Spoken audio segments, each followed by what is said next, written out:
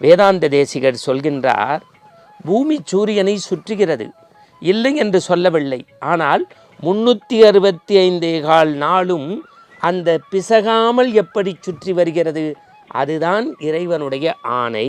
அடுத்து சொல்கின்றார்கள், பார், எண்ணிக்கையை மட்டுமல்ல, சீறி பாயக்கூடிய கடலை பாருங்கள். அலை கரையை நோக்கி வருகிறது, மீண்டும் கரையிலிருந்து கடலுக்குள்ளே செல்கிறது. கடலுக்குள் செல்லாமல் ஆழி பேரலையாய் ஆபத்தை ஏற்படுத்தினால் தினம் தினம் ஆர்ப்பாட்டம் இல்லாத மனித சமூகம் அடங்கி போகும். அவ்வப்போது உங்களுடைய துன்பங்கள் துயரங்களை சுட்டிக்காட்டுவதற்கு மட்டும்தான் ஆழிப்பேரலை. மற்ற நாளெல்லாம் கரையை தொட்டு மீண்டும் அலை கடலுக்குள்ளே திரும்புகிறது. இது இறைவனுடைய வேலை. இன்னும் சொல்கின்றார்கள், இந்த பூமிக்குள் ஒரே ஒரு விதையைத்தான் விதைக்கின்றோம். அந்த விதை செடியாகி மரமாகி காயாகி கனியாகி பூத்து குலுங்கி பலருக்கு வாழ்வு தருகிறதே, எப்படி? இறைவன்தான்.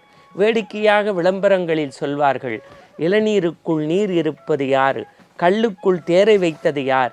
இது எல்லாமே இறைவனுடைய படைப்பு படைப்பு படைப்பு படைப்பு.